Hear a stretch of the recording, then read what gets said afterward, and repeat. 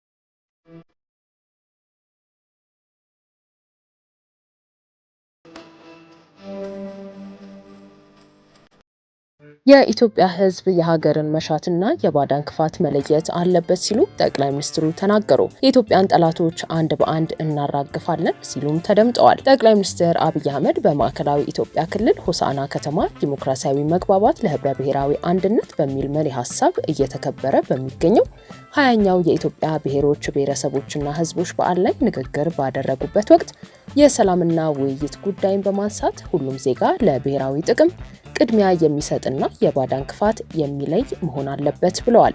ባዳዎች በክፋት የኢትዮጵያን መሻት ለማደናቀፍ ሲሰሩ የኢትዮጵያን ህዝብ ለባዳ ፍላጎት ዓላማ መሳሪያ ላለመሆንና በታሪክ ተወቃሽ እንዳንሆን ኢትዮጵያውያን ቀልብ ገዝተን ሰላማችንን ማጽናትና ለንግግር እንዲሁም ውይይት ለዘመናዊነትና ለለውጥ ክፍት መሆን አለብን ሲሉ ተናግረዋል። የሀገርን መሻትና የባዳን ክፋት መለየት ይጠበቅብናል። ባዳ በክፋት የኛን መሻት ለማጨለም ሲነሳ ኢትዮጵያውያን ለባዳ ፍላጎት መሳሪያ እንዳንሆን፣ ምክንያቱም በባዳ የተጠለፈ ገመድ አይፈታም፣ አያስርም።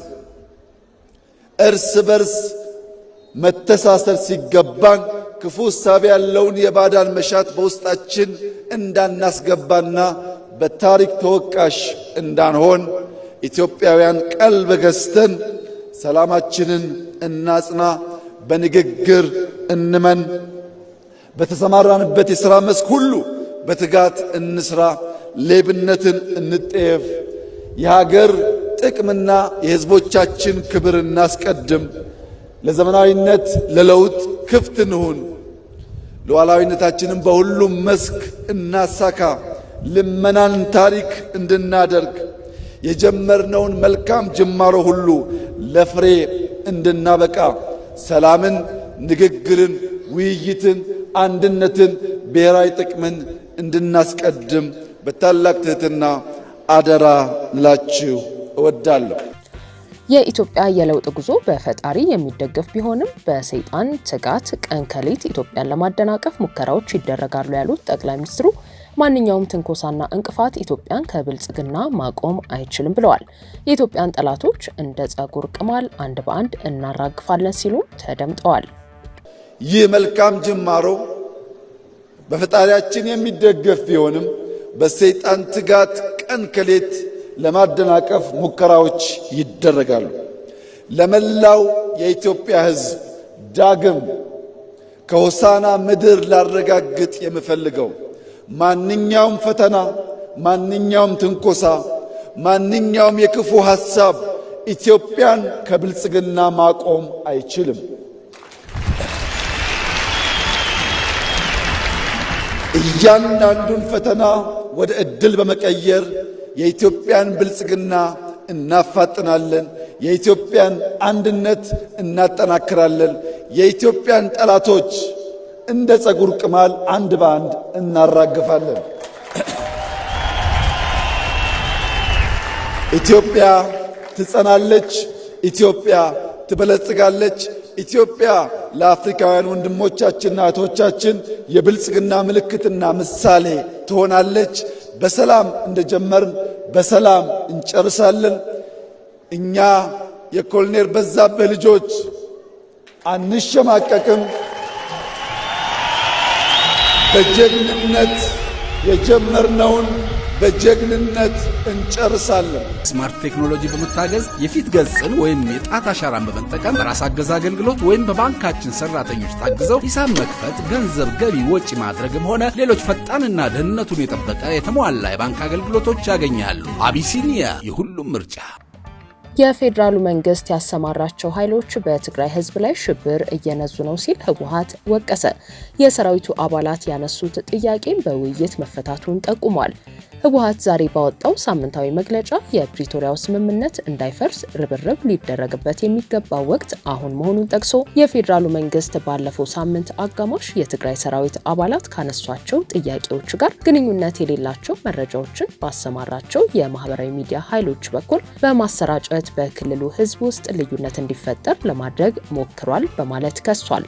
በተለያዩ የማህበራዊ ትስስር ገጾች ሲሰራጩ የቆዩትን መረጃዎች ወደ ሌላ ደረጃ ሊደርሱ ለማድረግም በአዲስ አበባና አፋር ያሉ ኃይሎችን በመጠቀም ህዝቡ ላይ ሽብር ለመፍጠር እየሰራ ነው ያለው የህወሓት መግለጫ፣ ሆኖም የሰራዊቱ ጥያቄም ሆነ የክልሉ ስትራቴጂያዊ አቅም ጥበብ በተሞላው መንገድ ውይይት ተደርጎ ከስምምነት በመድረስ ታስቦ የነበረው እቅድ እንዲከሽፍ ተደርጓል ብሏል። ህወሓት የፌዴራሉ መንግስትና የክህደት ቡድን ሲል የጠራቸው ኃይሎች በጋራ በመሆን ህዝቡን ከማሸበር ባለፈ ክልሉን ወደ ሁከትና ብጥብጥ ለማስገባት አዳዲስ የሽብር ውጥኖች በህዝባችን እንደሚከሽፉ ጥርጥር የለውም ያለው ድርጅቱ መሰል ተግባር ከክልሉ አልፎ ኢትዮጵያንና ቀጠናውን ወደ አላስፈላጊ ቀውስ የሚያስገባ በመሆኑ ድርጊቱን በአፋጣኝ ያቁም ሲል አሳስቧል። 40 በመቶ የሚሆነው የክልሉ ግዛት መንግስት ራሱ ባደራጃቸው ኃይሎች ተይዟል በማለት ወቅሶ በጦርነቱ ምክንያት የተፈናቀሉ ሰዎች በረሃብና በሽታ እንዲያልቁ ተግቶ በመስራት የፕሪቶሪያውን ስምምነት እየጣሰ ነው ብሏል። ድርጅቱም ሆነ ህዝቡ ሁሉንም የሰላም አማራጮች አሟጦ እንደሚጠቀም በመግለጽ የሚፈጸሙትን ሁሉንም አይነት በደሎች በትዕግስት መቋቋም መቻሉ ይህን ፍላጎት አመላካሽ ነው ሲልም አስረድቷል። ክልሉን በኢኮኖሚ ለማዳከም ሆን ተብሎ የመንግስት ሰራተኞች ደሞዝ ድጎማ እንዲሁም ነዳጅን ከማገድ ጀምሮ ባለፈው ሳምንት መጨረሻ የኢፈርት ኩባንያዎችን የባንክ ሂሳቦች የማገድ ተግባር ተፈጽሟል ሲልም ከሷል። የስምምነቱ መፍረስ አደጋ ከጊዜ ወደ ጊዜ የተባባሰና ወደ ሌላ ዙር ጦርነት የመግባት እድሉ እየሰፋ መምጣቱንም ነው ያመለከተው። ህወሓት ይህም ቢልም በፌዴራሉ መንግስት በኩል እስካሁን የተባለ ነገር የለም። የትግራይ ጊዜያዊ አስተዳደር ፕሬዝዳንት ሌተናል ጀነራል ታደሰ ወረደ ወደ ስልጣን ከመጡ ጀምሮ በይፋ ታግዶ የሚገኘው የወርቅ ማዕድን ማውጣት ስራ በአዲስ ህግ ሊጀመር ነው ተባለ።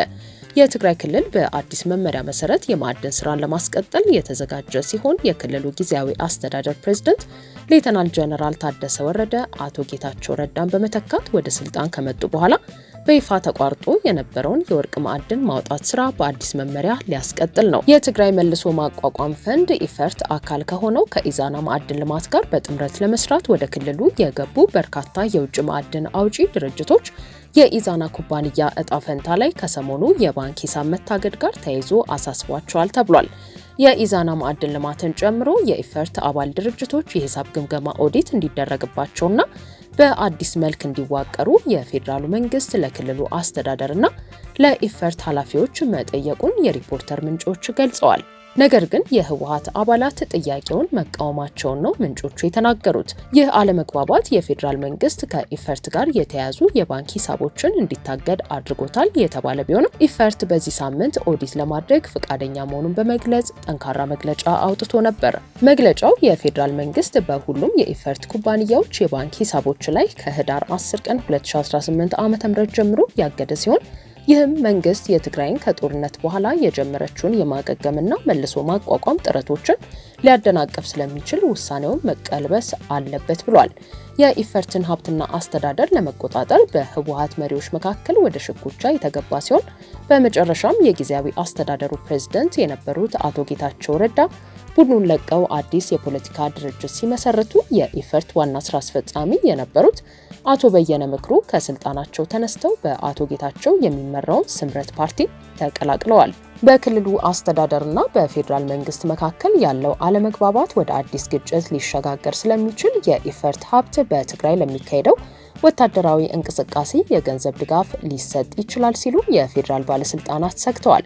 ከዚህ ቀደም ወደ ክልሉ የሚላከው መደበኛ በጀትም ለወታደሮች እየዋለ ነው በሚል ወቀሳ እንደሚቀርብ አይዘነጋም።